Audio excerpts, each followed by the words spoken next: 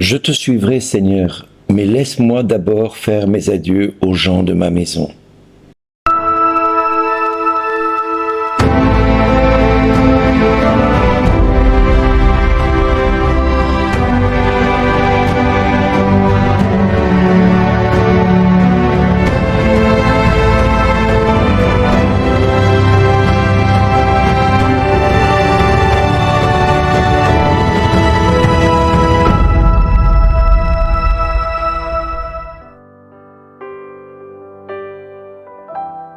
Bonjour les amis, aujourd'hui le Seigneur nous invite à la radicalité. Il nous invite d'abord à répondre à ces deux mots « suis-moi ». Soit nous répondons à cette invitation « laisse-moi d'abord aller enterrer mon père », soit nous répondons « laisse-moi faire les adieux aux gens de ma maison », ou nous pouvons trouver toutes sortes d'excuses. Mais la seule réponse qui convienne c'est « oui Seigneur, que ta volonté soit faite ». Seulement pour en arriver là, il arrive bien des fois dans notre cœur une impossibilité physique et une impossibilité morale de pouvoir répondre à ce « suis-moi ». Pourquoi je dis une impossibilité? Parce que nous avons dans notre cœur et dans notre conception humaine des barrières, que nous nous sommes bâtis au fil du temps pour fuir les problèmes, pour enterrer les problèmes, pour éviter les problèmes et surtout pour ne pas rentrer dans des conflits qui ne sont pas anormaux mais qui sont tout à fait liés à ce que nous pouvons être amenés à rencontrer par notre héritage familial. Des conflits que nous voulons fuir, que nous ne voulons pas rencontrer à nouveau. Et ces conflits sont souvent source d'inquiétude et d'angoisse pour chacun de nous. Seulement la radicalité de suivre Jésus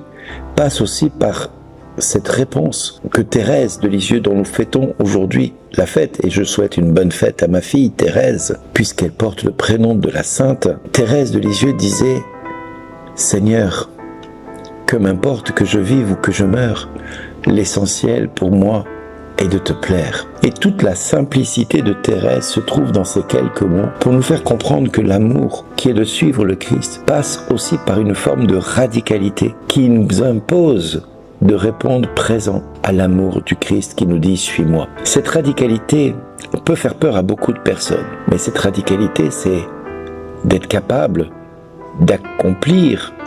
Et ce n'est pas un endoctrinement, ni même une fuite en avant, comme certains ont tendance à vouloir le croire. Non, cette radicalité nous pousse à accomplir la parole de Dieu qui nous dit « Tu aimeras le Seigneur ton Dieu de tout ton cœur, de toute ton âme, de toute ta force et de tout ton esprit. » Ça, c'est le premier commandement et je dirais que c'est le plus simple de tous, puisque nous pensons que nous en sommes tous à ce niveau-là, d'essayer d'aimer le Seigneur de tout notre cœur, de toute notre force, de tout notre esprit.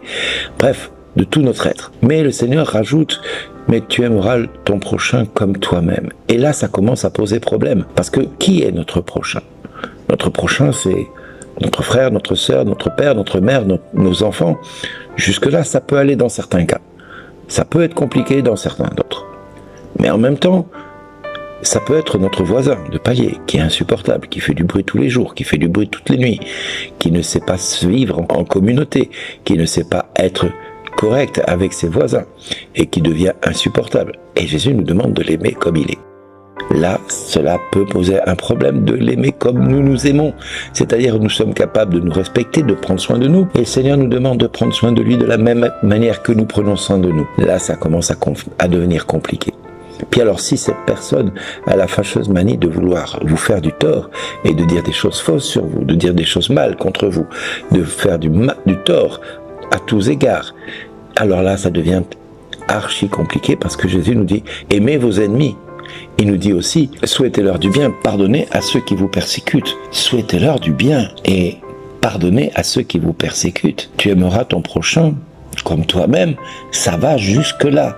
Ce n'est pas juste une lubie. Alors être radical, si c'est l'amour, la radicalité, je vois pas pourquoi on exclut les personnes qui sont par moments radicaux au point d'aimer l'autre, même dans ses pires aspects que nous souhaitons vivre et voir en face de nous. Mais parce que la radicalité nous impose l'amour. Et cette radicalité, c'est celle qui a conduit Jésus à être rempli d'amour envers toi, mon ami, envers moi. Cet amour l'a conduit à renoncer à sa condition divine pour prendre notre condition humaine, pour s'incarner dans notre humanité et pour nous dire de quel amour le Père nous aime. Oui, il est venu dans ce monde pour prendre sur lui tous mes péchés et tes péchés, mon ami. Donc ça veut dire qu'aujourd'hui, le Christ n'est pas mort pour rien, il est mort pour toi comme pour moi. Il est mort pour que nous soyons libres de tout péché et de toute souffrance et de toute atteinte de quelque nature que ce soit. Alors oui, ça peut paraître compliqué que de suivre le Christ, mais l'amour est compliqué. L'amour n'est pas le choix le plus facile. La tolérance est très facile, parce que la tolérance, le monde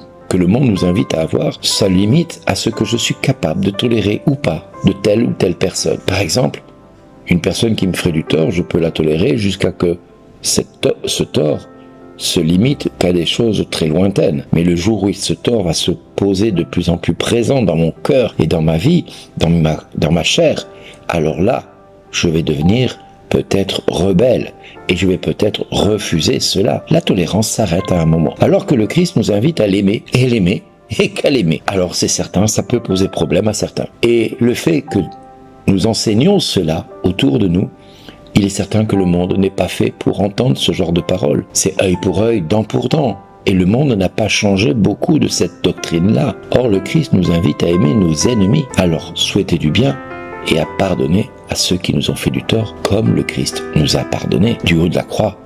Il n'avait fait de tort à personne, Jésus. Et il a pourtant dit à son Père, « Père, pardonne-leur, ils ne savent pas ce qu'ils font. » Alors si la radicalité, c'est d'accepter la vie comme Thérèse l'a accepté, que je vive ou que je meure, l'essentiel pour moi, c'est de te plaire. C'est ça, être radical. C'est ça, chercher la face de Dieu. C'est vivre dans ce monde comme le Christ a accepté de venir dans ce monde, entre le bœuf et l'âne, entouré des personnes les plus humbles, les plus innocentes qui puissent être Joseph et Marie, et tous les bergers qui étaient là, qui l'ont vu, là, langé dans ce mangeoire. Il venait de naître, peut-être même accroché au sein de Marie pour recevoir son premier repas. Oui, il est vrai que Jésus est venu dans cette humilité de petit enfant pour prendre la place, une place parmi nous. Et si cette place, aujourd'hui parmi nous, ne trouve pas d'écho dans notre cœur à répondre à la venue du Christ dans notre vie, pour que lui puisse croître en nous, pour que lui puisse grandir en notre cœur, et qu'en nous, il fasse grandir notre humilité et notre innocence en vue de la sainteté, alors le Christ est mort pour rien. Si nous ne le laissons pas grandir en nous, si nous ne le laissons pas grandir dans cette radicalité de l'amour, alors nous passons complètement à côté du mystère évangélique. Oui, le royaume de Dieu est à ceux qui ressemblent à cela. Le royaume de Dieu est cherché par des hommes humbles et innocents. Il est appelé à être cherché pour que le royaume de Dieu et sa justice soient présents parmi nous. Et tout le reste nous sera donné par surcroît. Alors, ne nous soucions pas du lendemain, ne nous soucions pas du jour présent, ne nous soucions pas de quoi que ce soit. Si nous avons un Dieu qui nous aime et qui a donné sa vie pour nous, qu'avons-nous à craindre de notre journée? Qu'avons-nous à craindre de notre lendemain? Qu'avons-nous à craindre de celui qui est en face, qui nous veut du tort? Rien ne pourrait nous atteindre, parce qu'à chaque jour suffit sa peine et sa grâce nous suffit. Alors à nous maintenant de répondre présent à cet amour, de répondre présent à cette radicalité, de nous cesser de chercher des excuses pour ne pas répondre présent. Cessons de dire je dois aller enterrer mon père, je dois dire au revoir aux gens de ma maison, je dois m'occuper de ceci, je dois m'occuper de mon animal, je dois m'occuper de ceci. Non, la volonté de Dieu est que nous disions oui ou non. Tout le reste vient du mauvais, du méchant, du diable. Ne rajoutez jamais un mais ni une condition à cette volonté que le Christ nous invite à avoir. Suis-moi. Et lui, si nous répondons oui Seigneur, j'irai où tu voudras, l'essentiel pour moi c'est de te plaire, eh bien lui te dira merci mon enfant d'exister. Alors, merci d'exister.